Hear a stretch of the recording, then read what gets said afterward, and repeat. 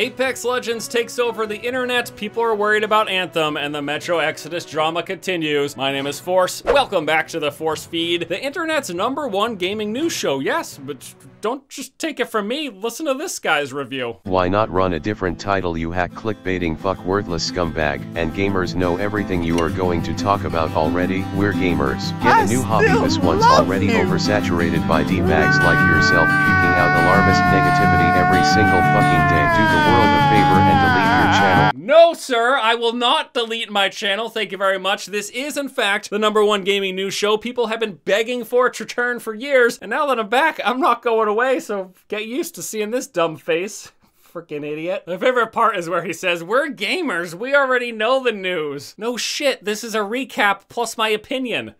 Are people really this stupid? All right, first up today, I want to talk with you about a brand new game called Apex Legends. This thing literally appeared out of nowhere. It was announced on Monday and then launched like 15 minutes later. And everybody loves this thing. I'm telling you, it's taken the world over. So what is Apex Legends, you might ask? Well, it's a brand new team-based battle royale. Teams of 3 fight for victory in 60-player lobbies, and you're already bored. I get it, but listen, this one's different, okay? Let me tell you why. First off, it's being made by Respawn Entertainment, the creators of Titanfall 1 and 2. It features 8 playable characters called Legends, each with their own passive, active, and ultimate skills. They've got a fluid movement system with mantling zip lines, a crouch slide. You can bring teammates back from the dead with their Respawn beacon system. It's got this really cool context-sensitive ping system where you can easily mark gear or points of interest or even enemy locations. And on top of all of that, it is free to play and available for all platforms. Just within the first 8 hours of launch, they reached 1 million unique players.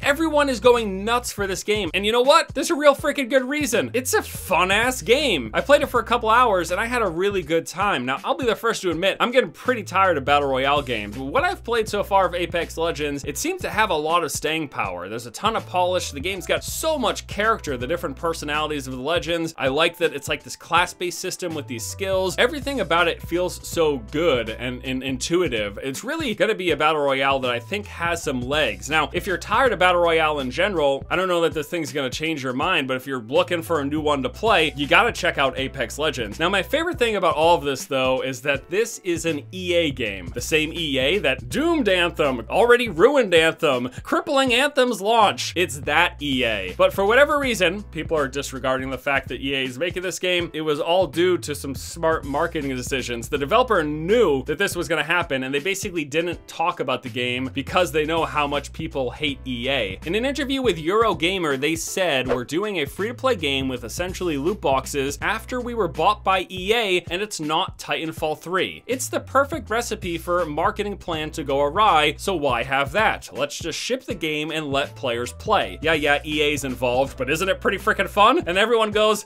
yeah, it's pretty freaking fun. I don't care that EA's involved. I don't even care that you got loot boxes in the game. Wait, they got loot boxes in the game? Oh, fucking shit. I don't even care if it's free to play. Loot boxes aren't good, right? Don't we hate loot boxes?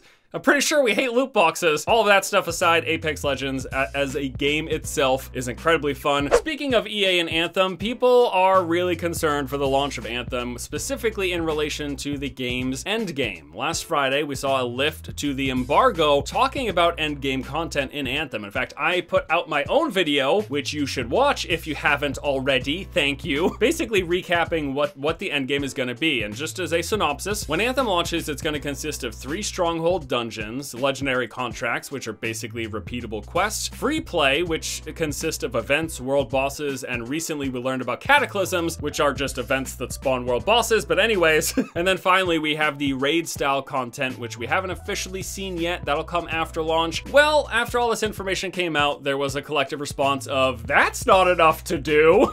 People are really worried that Anthem's gonna come out and really only last them a couple of days to a week if they play at any consistent, reasonable play. I mean, listen, if you're someone who plays like 5 hours a week, Anthem's gonna launch and you're gonna be fine. If you play 8 hours a day for a couple of weeks straight, probably gonna run out of stuff to do. Lots of concerns being raised about whether or not it's gonna be worth it buying this game when it launches. Now, this is one of those things where you see it with all of these games as a service looter shooters. You look at the launches of Destiny and Division, and they both faced similar criticism when they came out. After some time passed and they got a bunch of updates, people applauded the games, saying they were in amazing positions, and we're probably gonna get a repeat of that exact thing here. Anthem's gonna come out, people are gonna blow through the content in a week or two, and then say there's not enough to do, this game sucks, let's go play Division 2. You can pretty much guarantee that'll happen, at least for a segment of the player base. Again, if you're someone who plays 5 or 10 hours a week, you'll probably get months of content out of the launch version of this game. If you're someone who plays like 8 hours a day,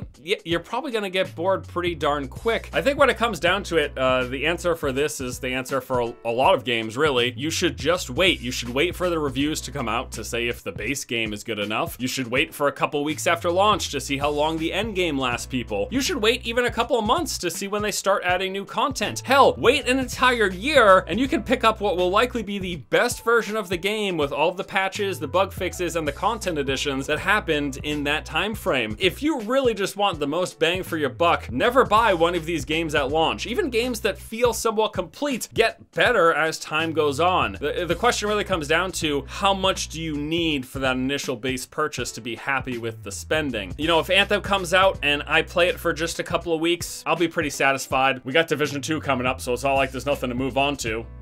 You know what I'm saying? And last up in news today, I would like to talk with you about the Metro Exodus drama. I mentioned this in the last Force feed, how Metro Exodus was launching exclusively on the Epic Games Store. Well, since that, there's just been a ton of crap that's taken place. Basically, what happened was THQ Nordic came out to say that it wasn't their decision to put Metro Exodus on the Epic Store. Instead, it was the choice of Koch Media, which is their sister company. At the very same time, a bunch of people started review bombing the older Metro games and calling for a boycott and piracy for Metro Exodus. And then after that, one of the Metro devs came out and publicly said that if PC players boycott Metro, the next Metro will not be coming out on PC. And then Deep Silver and Koch Media, the publisher, came out to say they don't condone that lone developer statement, but they do understand that he was hurt by the negative reaction of the PC fan base, so they kind of condoned it. I mean, this was just a total and utter mess. Now, there's a ton of reasons why people aren't happy that this game is coming to the Epic Games Store. First off, people just want to have a choice of what platform they purchase something from. The Epic Games Store also has no user reviews. There's no chance of a Steam sale if it's on the Epic Games Store. There's poor security in the Epic Store, and the list goes on and on and on. It makes sense that people are upset. What's really freaking stupid, though, is review bombing older Metro games just because you're not happy with what's happening with the upcoming Metro game. Now, I get that a lot of people will feel this is the only way they can kind of voice their concern. Like, hey, if we just send out a bunch of tweets, no one's gonna give a shit. But if I review bomb all of their old games, yeah, like they might start paying attention. But it's not fair to the old games. Like, there's nothing wrong with those games that wasn't wrong with them before. It's just people are mad at the creator, the developer, and the publisher, and they want that to reflect all of the older titles. It's really stupid. It's a pretty juvenile thing to do. It'll be interesting to see what ends up happening with Metro Exodus. By all accounts, up prior to this Epic Games Store drama,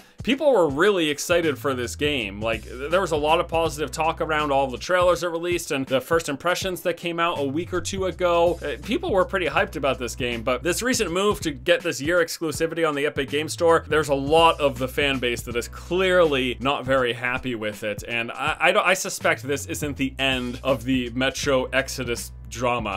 And that's gonna do it for today's episode, guys. I don't know why I'm doing this. That'll do it for today's episode. You are now officially all caught up on today's gaming news. Thank you guys so much for watching. We got a pretty good couple weeks coming up. Division 2 beta is happening this week, and then we got the launch of Anthem the week after, and then we got like Apex Legends that's happening, and then Division 2's got like, so far 2019 is shaping up to be a pretty good year for games. Plus the Force feed's back, so fuck yeah.